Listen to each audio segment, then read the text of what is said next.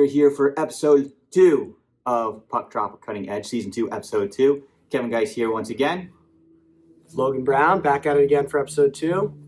But yeah, we'll get right into it. So tomorrow, first day of the Stanley Cup Finals, rematch of last year, Florida Panthers, Edmonton Oilers. Series most people wanted to see, maybe not everybody, but I guess we'll get right into that, our predictions and that. So what do you have, Coach Kevin? What's your Stanley Cup Final prediction? I've been an Edmonton Oiler hater throughout this whole playoffs. I don't think their depth is great. I don't think their defense is that great. I don't think their goaltending is that great. And they proved me wrong every single round. That being said, I've also been saying the entire playoffs so far that Florida Panthers are the team to beat until someone beats them. So I am sticking with my gut. I am sticking with my word. And I'm going to say Florida Panthers in 7. That's what I'm going to say. Florida Panthers, 7 games. What do you got, Logan? For me, I don't want to go against me. First off, I'm going to go right away. I'm going to choose what I want to happen. Now, do I think this will happen? Maybe not. I think Florida's deep. I think if a team could be built to beat Edmonton, it would be what Florida looks like.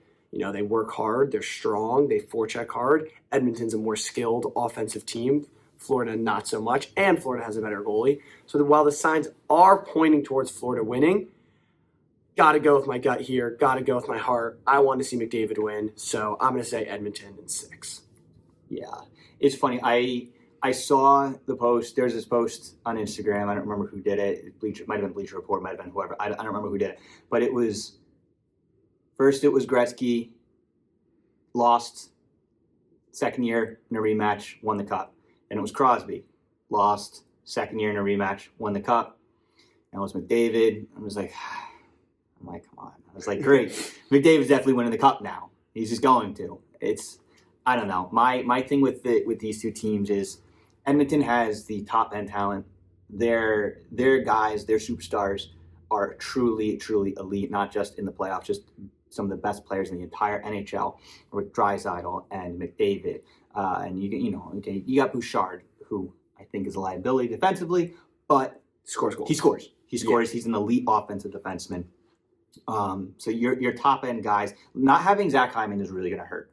Absolutely. I think he is a major depth piece to that team that everybody talks about McDavid, everybody talks about Draisaitl, and Zach Hyman is a guy who doesn't get as much recognition as them, but can score 50 goals. And when you lose that kind of offensive firepower, that's going to hurt. Is it going to hurt them enough to have them not win?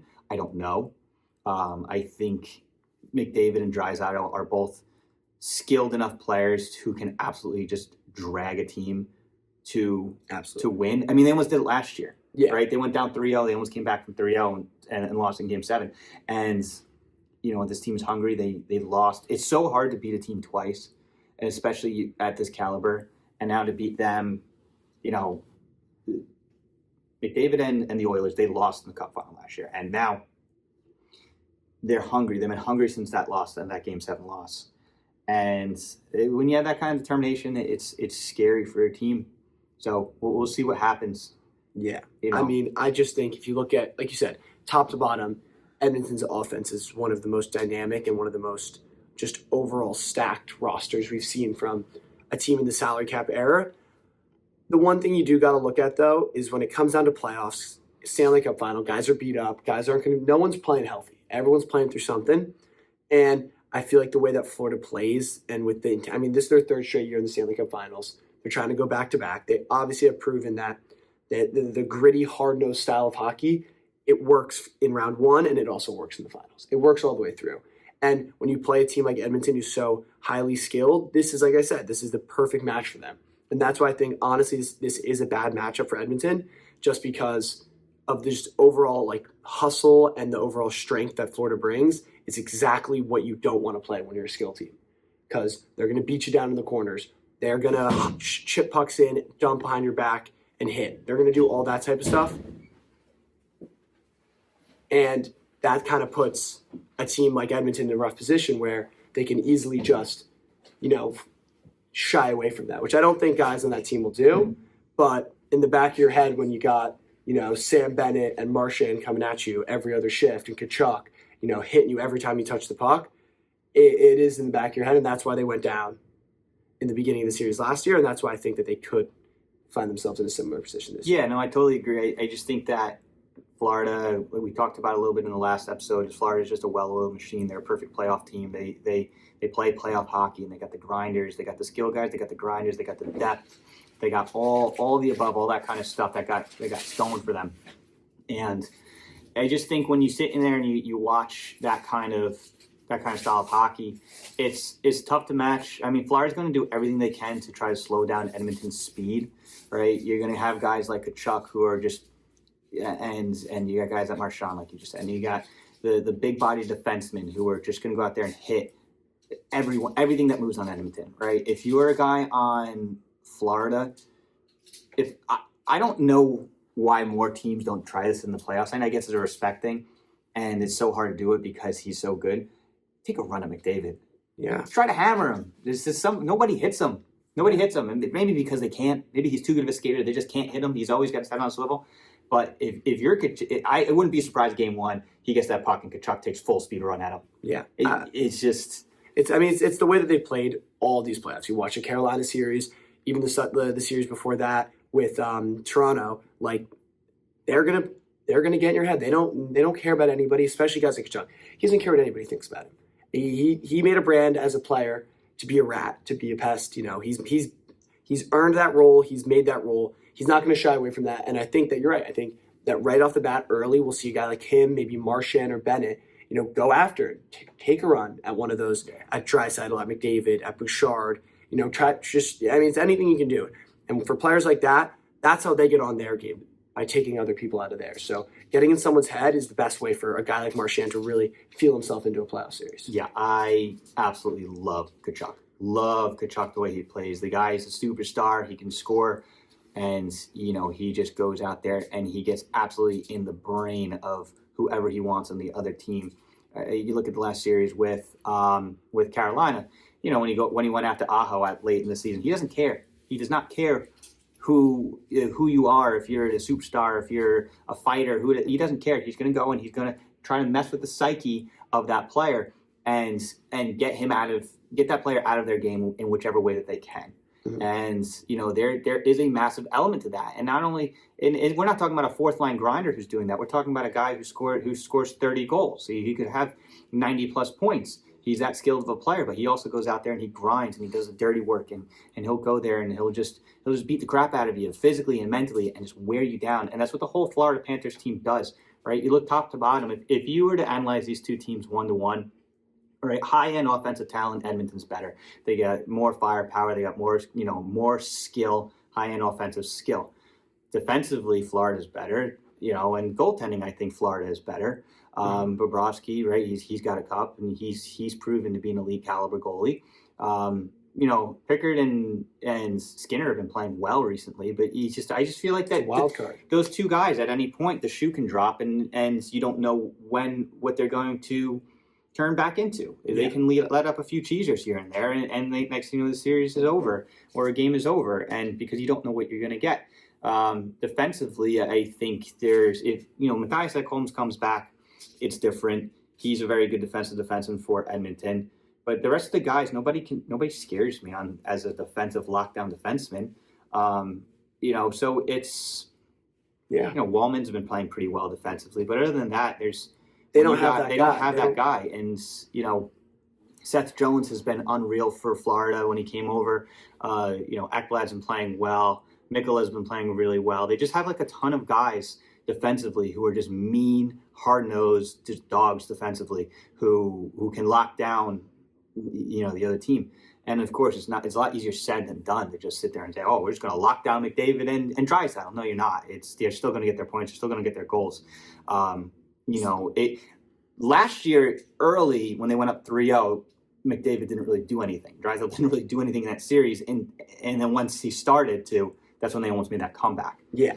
But it's the depth. It's locking up the guys down the lineup. Like you said, you're not going to go out there for however many games this series lasts and lock up McDavid and Draisaitl the whole time every time they're on the ice. That's not going to happen. They're too talented of players for them to be just completely shut out for a whole series. But it's more about You're looking to the Ryan Nugent-Hopkins. If you can lock him down 4 or 5 games out of the however many 7 you play the series, that goes a long way. And other guys like Fogle and like Ardvinson, if you can take those depth guys who, the third, fourth liners on Edmonton who do produce and do score because they have such a deep offensive lineup, if you can shut those guys down and limit, you don't even want to say shut down, if you can limit McDavid and Draisaitl, you're putting yourself in a very, very good position to win. And I think if you look at Florida, we haven't even said his name yet, but Barkov. Barkov is one of the best defensive forwards, if not the best defensive forward in the NHL this year. So having guys like, and you can go out there and score 30. Yeah. Having players like that, you're building yourself for long-term success when you do that, and clearly Florida has. So he might not even be one of those rats who's going to go out there, and pester somebody, but he's going to go out there and you match him up with McDavid, and he can skate with them all game. So, like I said, it's holding down and locking up those third, second, fourth line guys in Edmonton and just limiting what McDavid and Draisaitl can do, and you're setting yourself up in a great position. Yeah, dude, Barkov's a beast, man. Like that goal that Verhaeghe scored in Game 5 against Carolina, that play that he made behind the net where he just held off that defender. Stiff arm. That was so sick. Yeah. That was so sick. Barkov is so good. And then you have Carter Verhaeghe, the guy who's, he's your goal scorer, right? You just go up and down the lineup for Florida. It's just a bunch of guys who you wouldn't, if you said, name me 5 superstars in the NHL, you probably wouldn't name a guy right off the top of your head on Florida. But once you really start thinking about it and you start diving into that team of who they have, like you said, Barkov, Kachuk, Bennett, Reinhart, Verhaeghe, Marchand, Listerainen, Lundell, like these are all just a bunch of guys who are just all really solid hockey players. Just really solid hockey players where it's not, they may not wow you, they may not be a name that's a household name regularly, but when you really dive into it and watch this team and watch them play, it's all guys who are they're just good hockey players. They're all really good hockey players, and that's where the depth comes in, and that's why they've been in the Stanley Cup Final now 3 years in a row, right? It's kind of the same thing with Tampa. Tampa had that same kind of build. That's why they went 3 years in a row to the Stanley Cup Final. Mm-hmm. It's they build it off depth, and they build it off the right pieces, and they build it off of a mold that Paul Maurice wants the team to play. And it's not just going out there and getting just the best available, right, on the trade deadline. It's not getting just we need to score more, so I'm going to get an elite goal scorer. No, they went out and they got Brad Marchand at the trade deadline. They went out and they got Seth Jones at the trade deadline. They bolstered their defense. They bolstered their offensive depth. And getting guys who can play and improve their team in the way that their team plays. Mm-hmm. Not just improve their team because this guy's a good player. This guy's a good player and he improves our team because he plays the style that our team plays. Yeah, they go out and get guys who fit their scheme. And like you said, it's the same thing that Tampa Bay did for years. It's the same thing that Florida's doing now. And it's the same team that same thing we'll see another team do in 4 or 5 years down the road. Like you got to pick, you build a team not by just taking, it's not like NHL where you just make a team of the best, 18 skaters in the league and the best 2 goalies. You pick guys who are going to fit into your scheme and who are going to do each of the little things, like we talked about in our last episode, playing roles. They pick up guys. Marchand, this year you could argue that he did have statistically one of his worst years, but you still bring him in because he's going to play the third line role that you need from him. If you got a guy like Brad Marchand on the third line, pretty good situation for your team. So, like you say, you got to pick guys who fit the role, pick guys who kind of play your style of hockey and not necessarily just the best available. Yeah, and it's guys who knows how to win, right? Like Brad Marchand, he's a Stanley Cup champion. He knows how to win. He's been on really good Boston Bruins teams his entire career. The guy knows how to win. He knows how to play playoff hockey. He knows what it takes to make deep playoff runs. So those are little things that really help the team. And it's not like Florida needed it. It's not like they're a young team that just, this is the first time they're making a run. They're filled with veterans that know how to do that, but just bringing in another veteran player like that can really bolster your depth and bolster the back, the bottom 6 of your lineup. A guy who can play anywhere in the lineup, in the top 9. He can be first line, second line, third line, wherever you need him to play. He can play there, and he'll play the role that he needs to play.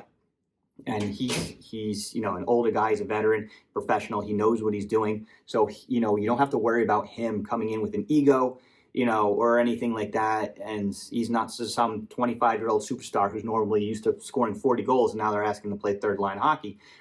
Not every player might have the mindset to do that. Him, as a veteran on the tail end of his career, who knows what it takes to win in the playoffs, knows what it takes to win a cup, and really help the team, that's important. Yeah. That's important. That's what you need, right? And it's Yeah, I mean, this is his chance, He's had his time, 2011 with Boston, where they lost in that Cup final, and then losing to St. Louis. You're right. He's at the tail end of his career where he understands now he's got to sacrifice some things if you want to win. And maybe that sacrifice is going from a first, second line role on Boston to a third, fourth line role in Florida. But, I mean, you look at him, you look at what he's done, you look at Marchand as a player, there's no way that bothers him. And like you said, he's just there to win.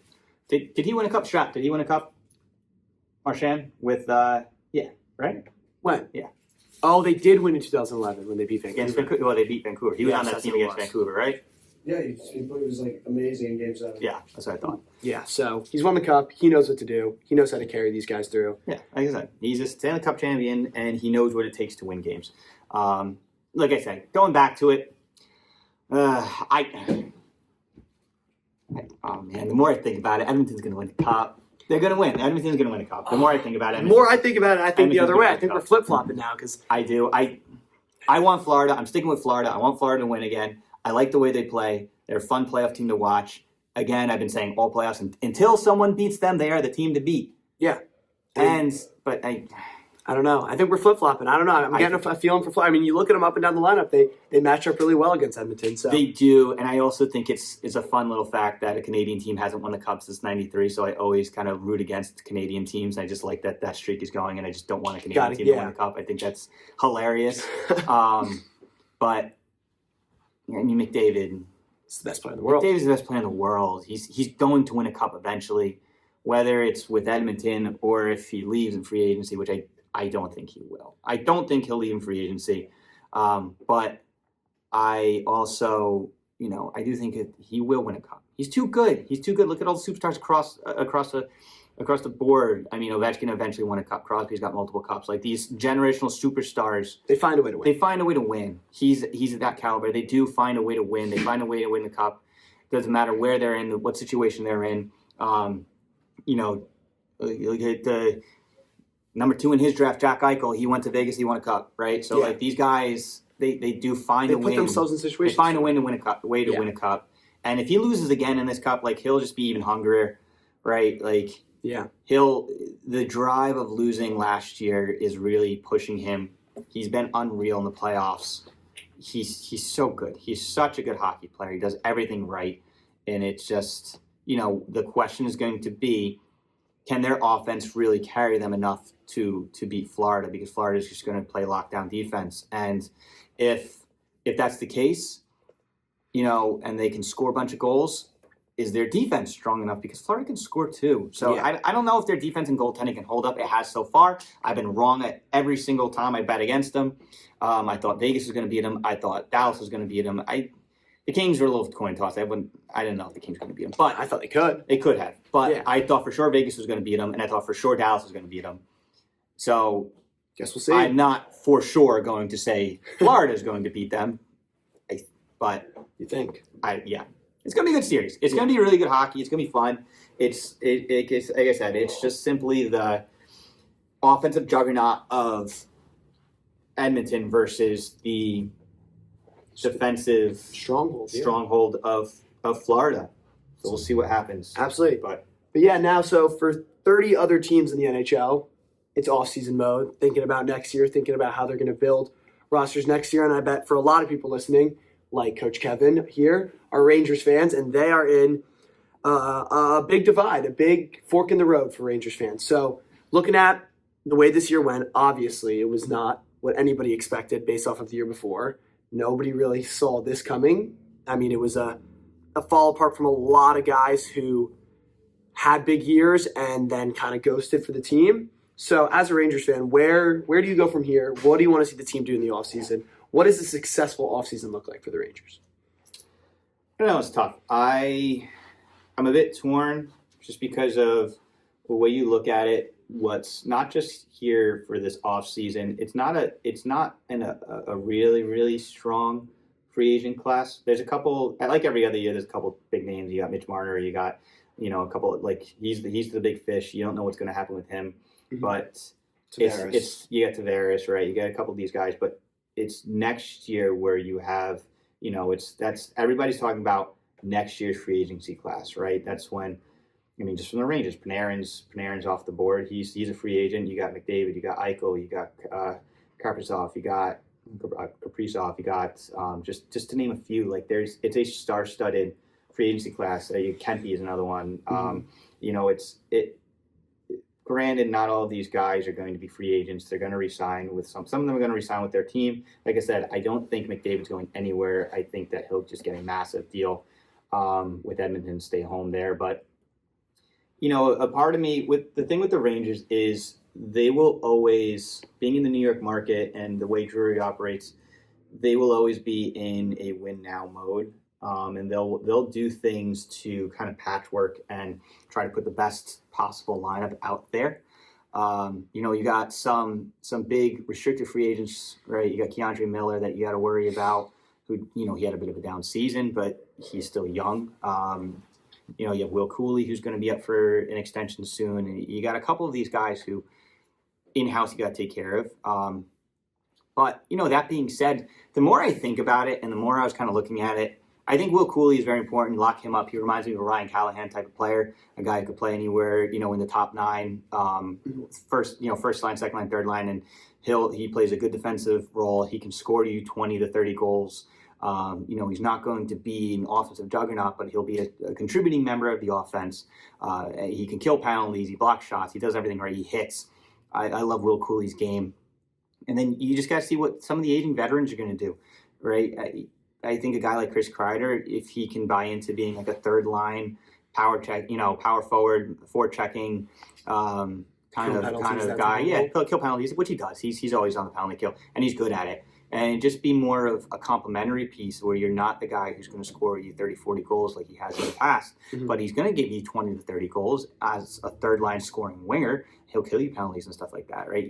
For them to be successful, they need that. They need Mika to get back to his scoring form, score 30 goals. You know, Panarin will have his points. He'll score 90-plus points every year. That's what he does.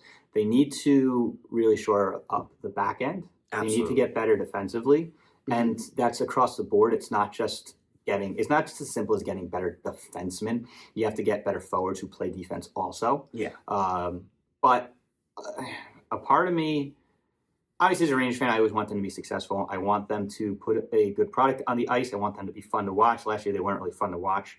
But a part of me, I wouldn't be surprised this year if they're mediocre again and if they're out of it, and I would be okay with this. If you're out of it by like getting up to the deadline, I would trade Panarin. You trade Panarin to a contender who needs a goal scorer or who needs an offensive piece. You trade Panarin to some contender, you get that off the books, and then you get ready to gear up and hit the free agency market, and you try to sign a guy. You know, you try to sign a Jack Eichel. You try to sign a McDavid's there. I mean, McDavid's there. That's a pipe dream. It's a pipe dream. I don't think he's going to. I don't think the Rangers would ever sign. I don't think the Rangers would sign him. I think that's a pipe dream. That would be, as every team's pipe dream is sign McDavid. But I would be okay with that. I would. If they're if they shock everybody and they get back to their winning ways last year, go for it. Yeah. Go for it. I don't really care. But if you're out of it, if you're just kind of floating around at a 500 team and you're a little mediocre and you're kind of on the cusp of the wild card, but you know you're not going to, even if you make the playoffs, you're not going to make a run, you trade Panarin. Let him walk. Yeah. Let him walk. Get all that money off the books and then take that money and take that money that was off the books and re-sign and use it to sign some guy who's, instead of 34, 35, you sign that guy who's 27, 28 years old, who's in the offensive prime, who can really help your team next year. Or you take that money and you sign a couple guys instead of giving someone a $8 million a year contract, or $9 million a year contract. You sign a couple guys, you give someone a $6 million, you give $5 million, you disperse that money a little bit. But I just think, and they got some guys too, like Gabe Perreault I think is going to be a star. He's really good. Brandon Ottman will be a good guy who, he may not be an offensive juggernaut, but he'll be a solid third line guy, maybe a second line guy. And they got some guys in the pipeline who will contribute, maybe not next year, but maybe in a few years, who will be good. And you get the goaltending. Shesterkin's always going to be great. But at the end of the day, this year, they got to start. I think what they got to look at is building for the next 2 years, where they start building something this year where they get a few pieces. I like the guys they got with Borgen and Parsonen, who will be like a solid, fourth line guy who's a good depth piece at forward. You get a couple of veterans, get some guys who can win face-offs, get some guys who will block shots, who will kill off a game at the end, who can shut down the other team's best top line. Those are the little things that you got to get to just build out depth. Yes, no, absolutely. And start building. And like I said, if you want to go grab a superstar in free agents next year, go grab a superstar in free agency next year. Yeah, but you're right. This year's not the year for them. Right now, it's a matter of, like you said, shoring up the defense. And I like how you put it with, it's not just about getting better defensemen. It's about getting better forwards and defensemen who all play better team defense. Because team defense is the most important thing. Watching some Rangers games last year, it just looked like they lacked a little bit of an identity. And, they had some guys who, like you said, took steps back, and the defense, it was more noticeable. And I think the defense took a lot of slack for what happened at the end of last season. But it really wasn't all on, like you said, it's not all on the defense, because if you don't have forwards playing good defense, then it makes your defensive core look much worse. And I mean, Miller, everyone loves to rip on Miller and get on him about how he took the biggest step back. And he did. And it's not saying that he didn't, regress in some way this year, but you saw the season before or the season prior that what he can be and the offensive production he can have and the way he can play good minutes on defense. It's just a matter of kind of, aging that defense a little more, bringing in some guys who are a little older, a little more experienced to pair with these younger guys. Because the biggest knock people have on the Rangers always is they can't develop prospects, which in a way is true. But you have a guy like Perreault in right now, and you got guys coming down the pipeline, like you said, that you can't afford to miss on them, Missing on Kakko and whatever Lafreniere is right now is not what you took number one overall. So you can't afford to miss on these next few guys. So I think you're right. I think if you get halfway through the season next year and you're sitting around 500, you're going 2 wins, then 3 losses, then a win, then 2. Like, if you're in that situation where you're really just fluttering around 500, what would be best for the team is first off, next year's draft class is a very, very stacked year. It wouldn't be a bad thing to end up picking in the top 10 again or the top 5 and getting yourself a good prospect and then going and signing a free agent and really setting yourself up. Offload some contracts if you're out of it. And, I always say too, I don't consider Lafreniere a miss. I think Lafreniere is a very good player. And I just think that, unfortunately, the situation that Kakko and Lafreniere got put into, I say this all the time, normally when you get a first or second overall pick, your team stinks, right? And you're coming into a team where you can afford to give these guys ice time and not worry about winning or losing, right? You look back on the years of, when Chicago got Kane and Taves, their team stunk. So they just went out there and said, just go play. Go play. Don't worry about losing. Bedard, right? These last Connor years. Bedard, just go play. Jack Hughes, the Devils stunk when they got Jack Hughes. First line, go out there, play. Celebrini. You got Celebrini and Will Smith. First line, second line, just go play. Who cares if we lose? It doesn't matter. You go out there, you get a chance to fail, you get a chance to learn from your mistakes, and really get better that way. And you're playing top minutes. The thing is, you're playing top minutes. You're power play one. You're playing first line. You're getting the matchups that a first line guy gets, and maybe like we saw with Hughes, you don't necessarily flourish right off the bat, but you get the experience. You understand what it's like playing against another team's top pairing defensively. You understand what it's like being on an NHL power play. You learn all those little things that you can't learn in a practice. Yeah. But the Rangers don't really have that option. And that's what happened when the Rangers got Kakko and the Rangers got Lafreniere, especially the year that the Rangers got Lafreniere. They won the lottery basically twice, which is crazy. And they for the first lottery it was a COVID year. So the winner of the first lottery was a play-in team loser, meaning when they went into the bubble and X amount of teams made the playoffs and an X amount of teams made the play-in games, those teams that lost in that play-in game, which was like a 3-game series or 5-game series, I don't exactly remember what it was. I think it was a 3-game series and they lost to Carolina. So one of those teams was going to get put into a second lottery to potentially get the first round pick. And it was an 8.5% chance of getting the first round pick, which is pretty high. The first overall pick. So on that team was a borderline playoff team that got the first overall pick. Same thing with Kakko. They got super lucky when they got Kakko. They were like a borderline playoff team. I don't exactly remember where they were, but they were another good team. So these guys got put into a team that had a top 6 already established and a team that was expected to win and compete for the playoffs. So they didn't get the opportunity to really go in and play those top end minutes and just learn and fail on their own and learn how to make mistakes and learn how to get better on the fly like some of these other teams do. Yeah. Some of these other teams, they get that opportunity where, like we just named a few. Like right now, this year, the Sharks with Macklin Celebrini and with Will Smith and some of these other just really good electric young players that they have. They're going to be a good team in a few years. They should be a good team in a few years. If they're not, then, it's shame on the Sharks, on San Jose. But like when you get that opportunity to just play and make mistakes, it's how you grow and develop. Like you learn from your mistakes. You can't do that when you're coming in on the third line, and then it's also the lights of New York. They're very bright. Yeah. There's a ton of scrutiny on the team every year to succeed. And especially when, you are a number 2 overall pick and you are a number 1 overall pick, people have, there's just the expectations to come in, and you look at McDavid and the Eichels and the Matthews and like these generational prospects. And for people who don't necessarily, super closely follow the draft and the prospect portals and all that type of stuff about these players, all you see is number 2 overall pick.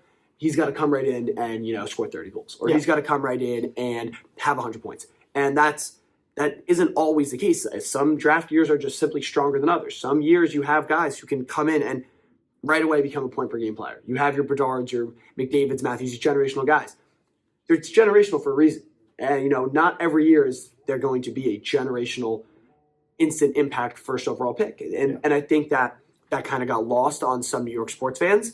And when Lafreniere came in, especially Lafreniere, came in and didn't really produce the way that people, I guess, thought a number 1 overall pick should, they immediately jumped down his throat. And when you're a young kid, he played in the QMJHL, in the same team that Crosby played for. He's getting all these comparisons. He's supposed to be the next big thing out of that area, and he wasn't. And then he's just getting, ripped on by the media, and New York sports media is insufferable. And right away, they're just he had like a 10-game test run, and when that didn't work out, they were on him. Yeah, and I mean, David Quinn had a bit of a short leash with some of the rookies, and I think it was a victim of circumstance too. Like I said, because the team was expected to win right away, so unfortunately, you have to put out the guys who are going to help you win. Mm-hmm. And I think right now Kakko's in a pretty good spot in Seattle. Absolutely. I'm happy for him. I think he's going to have he's going to be good out there, and he's quiet. He seems like a quiet guy, and he's you don't have the bright lights of Seattle. You don't have the expectations. It's just a mental reset. And sometimes these players, they need that change of scenery, a change of location, and a change of pace to really help their game flourish. So I think he'll be pretty successful out in Seattle. Mm-hmm. And Lafreniere's coming to his own. I think Lafreniere's going to be a perfectly good, serviceable top six guy who will score 60 to 70 points a year, and I'm fine with that, and that's okay. But you got to build around it. If he's your only guy and you're expecting him to score the average 2 points a game, it's not going to happen. It's not going to happen. He's not that kind of player, and that's okay. You build around him. Mm-hmm. That's life.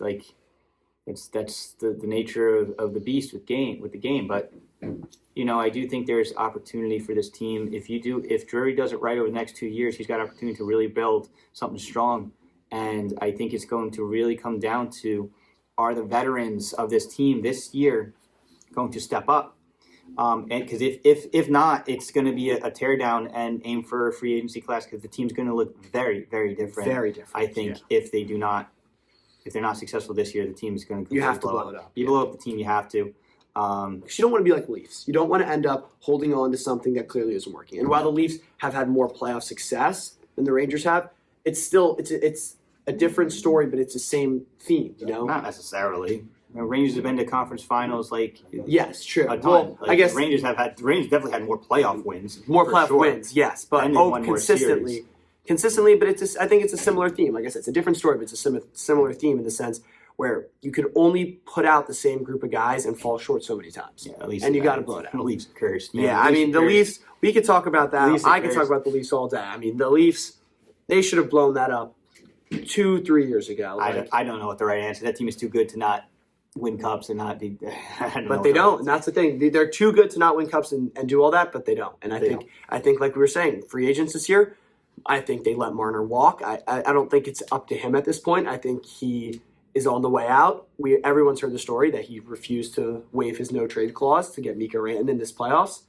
I think that could have been the piece they needed, a bigger, stronger forward, but it's besides the point now. So now it's just a situation of, mean, what do you, if you're thinking about the Leafs, like where do you go from here? I think you have to blow it up. You have to. I think you have to. I don't know. On one hand, you say blow it up because they haven't won anything, but no Leafs team has won anything ever. So one hand you blow it up, and the other hand you say they were within one game of beating Florida, and Florida's dominated everyone else. So I don't know. I don't know. Yeah, I don't know what the right answer is. It's a bad situation. It really is. I don't know what the right answer is. I'm just happy I'm not a Leafs fan. I'm happy that I'm not in the Toronto media. I'm not happy I'm not up in Toronto. Yeah. It's just I'm happy I'm not on the Leafs. It's that's talk about New York. You talk about New York pressure, Toronto pressure, Leafs pressure. That's crazy too. I think that's the worst. It's like being a New York baseball player. It's just as bad. Yeah. It's brutal. And you feel for guys like Marner, who grew up as Leafs fans and grew up, and Tavares, who grew up wanting to be the captain of the Maple Leafs and that type of thing. And then they just get absolutely scrutinized and throttled. And it's not like they're having bad regular seasons. It's not like they suck all year. They just, when it comes down to it and they don't win, it's as if everything they've done for the city has just completely gone away. And it's honestly sad. And you hate to see it with guys like Marner, and he's probably played his last game in Toronto and will probably have to move on. And like you said, he grew up a Leaf fan. You hate to see a kid like that, have his lifelong dream end in such a sour way. But I think for him, and I think for the team, I'm not even saying blow it up and trade off everybody. But I think that's one or two pieces got to go, and you got to bring something else in. You just got to change something. You got to make a change. And I know for you as a Red Wings fan, and we'll hit that a different day. You would love to see Marner out of there, and I'm sure you'd love to see Marner on Detroit. Absolutely. But yeah, man, like I said, we go back to it now, and yeah, I don't know. I just hope they win this. I just hope to see my Rangers win a cup one day before I die.